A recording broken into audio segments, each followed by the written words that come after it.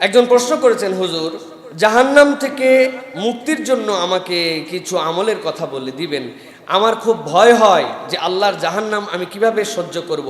সাথে সাথে এটাও বুঝি না এমন কতকগুলা কাজ কেমন করে আমি করে ফেলি যেটি আমি আপাত দৃষ্টিতে দেখতে পাই জাহান্নামী কাজ হচ্ছে আমার জন্য। মেহেরবানি করে আমাকে কিছু বলবেন। প্রিয় ভাইয়েরা, ইসলাম সবচেয়ে বড় দাম দিয়েছে এই অন্তরওয়ালা মানুষের।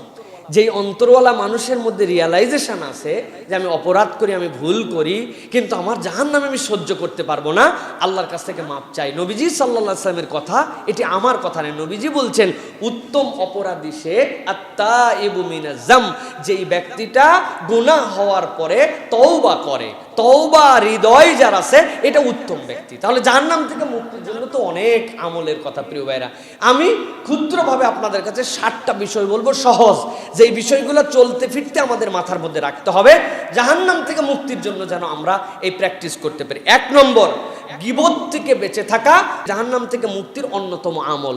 রাসূলুল্লাহ সাল্লাল্লাহু আলাইহি ওয়াসাল্লাম বলেছেন তাবারানীর হাদিসের মধ্যে, কোন মুসলমান অপর মুসলমানের ইজ্জত হানি থেকে, সম্ভ্রম হানি থেকে যদি বেঁচে থাকে অথবা ইজ্জত হানি করতে না দেয়, আল্লাহ তাকে জাহান্নাম থেকে মুক্তি দিয়ে দিবেন। তাহলে গীবত করা যাবে না। 2 নম্বরে, তাসবিহ, তাহলিল, তাহমিদ, তাকবীর। রাসূলুল্লাহ সাল্লাল্লাহু আলাইহি ওয়াসাল্লাম বলেছেন মানুষের জন্য শরীরে 360 জোড়া হাড্ডি, এইগুলার প্রত্যেকটার জন্য আল্লাহর কাছে সাদাকা করো। এই সাদাকাগুলো হচ্ছে আল্লাহু আকবার, লা ইলাহা ইল্লাল্লাহ, সুবহানাল্লাহ, আলহামদুলিল্লাহ।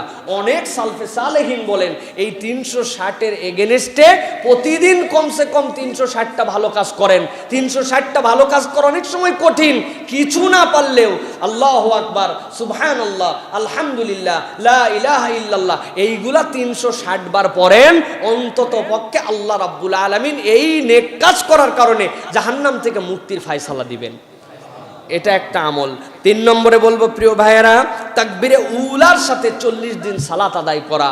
এটা জাহান্নাম মুক্তির সরাসরি ঘোষণা। রাসূলুল্লাহ সাল্লাল্লাহু আলাইহি ওয়াসাল্লাম বলছেন কেউ যদি তাকবীরে উলার সাথে, প্রথম তাকবীর ইমাম বাদে তার সাথে সালাত আদায় করতে পারে, আল্লাহ রাব্বুল আমিন তাকে মুনাফিকের থেকে এবং জাহান্নাম থেকে মুক্ত করে দিবেন। তাহলে জীবনে টার্গেট করে একবার হলেও ধারাবাহিক 40 দিন আমাদের এই আমলটা করা উচিত।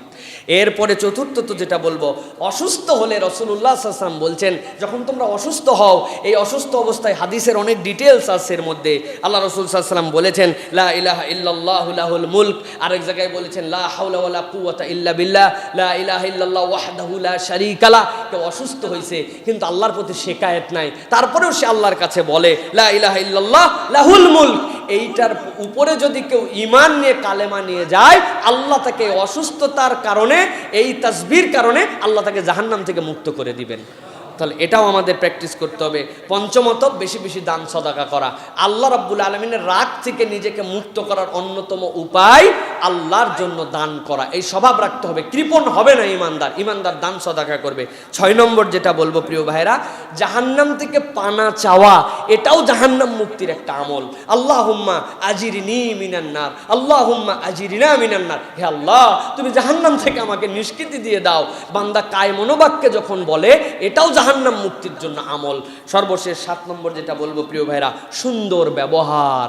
ব্যবহার যার সুন্দর, আল্লাহ রাব্বুল আলামিন ওই মানুষটাকে জাহান্নাম থেকে মুক্ত করবেন। কেননা রাসূলুল্লাহ সাল্লাল্লাহু আলাইহি ওয়াসাল্লাম বলছেন সর্বোত্তম মানুষ তো সে সর্বোত্তম ব্যবহারকারী। যে এখন সর্বোত্তম মানুষকে তো আল্লাহ জাহান্নামে দিবেন না। সুতরাং জাহান্নাম থেকে মুক্তির জন্য আচার আচরণ ব্যবহার আমাদেরকে সুন্দর করতে হবে। তাহলে 1 নম্বরে বলেছি গীবত থেকে বাঁচবো, তাসবিহ তাহলিল এইগুলো বেশি বেশি পড়বো।